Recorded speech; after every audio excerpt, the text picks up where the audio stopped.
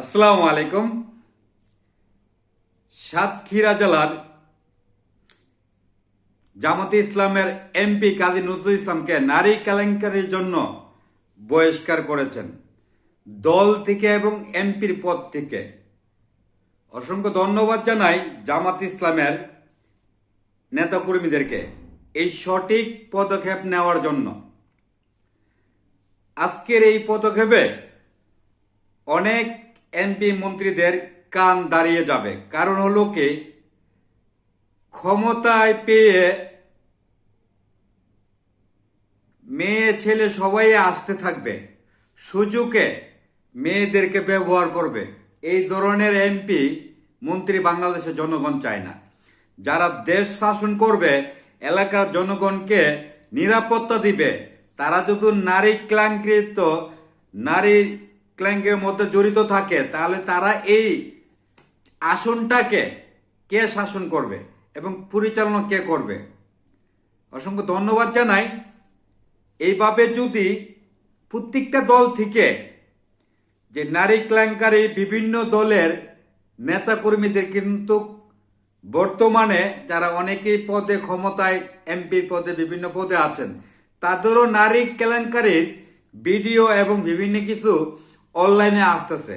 আমরাও চাই অন্য অন্য দলগুলো, যেরকম সে হোক বিএনপির, সে হোক জামাত ইসলামের, সে হোক এনসিপির, যেই হোক না কেন, যেই কোনো দলেরই হোক না কেন, এই ধরনের নারী কেলেঙ্কারির সাথে যদি কোনো এমপি মন্ত্রী নেতা জড়িত থাকে, তাদেরকেও যেন দল থেকে বহিষ্কার করার জন্য আহ্বান জানাচ্ছি প্রত্যেকটা রাজনীতি দলের নেতাকর্মীদেরকে।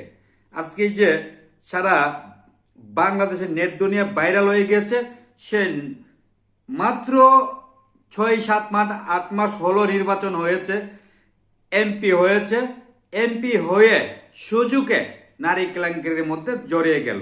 তখন একজন এমপি হলে তো নারী আসবে, পুরুষ আসবে, যুবতী মেয়ে ছেলেরা আসবে। এই সুযোগে এমপি মন্ত্রী যদি এই ধরনের কার্যকলাপ করে, তাহলে মানুষ কিন্তু নিরাপত্তাটা কোথায় পাবে? যাদের কাছ থেকে গিয়ে নিরাপত্তা পাওয়ার কথা, তাদের কাছ থেকে কিন্তু নিরাপত্তা পাচ্ছে না, তারাই নারী কেলেঙ্কারির মধ্যে জড়িত হয়ে যাচ্ছে। শুধু এই জামাত ইসলামের বলতে নয়, আরো অন্য অন্য যে বিএনপির অঙ্গ সংগঠন এবং বিভিন্ন দলের রাজনীতি দলগুলো আছে, যেই দলেরতেই হোক না কেন, এই ধরনের বহিষ্কার করলে তাহলে প্রত্যেকটা রাজনীতি দল নারীদের দিকে তাকাতে হিসাব নিকাশ করে তাকাবে। ওনার যে ভূমিকা দেখছি কাজী নজরুল ইসলাম সাহেবের, নির্বাচনের আগে একটা পর্দা টাঙিয়ে আস্তে আস্তে মা বোনদেরকে কাছে গিয়ে বলে, আপনারা পর্দাশীল করবেন, পর্দাশীল করে আপনারা চলাচল করবেন।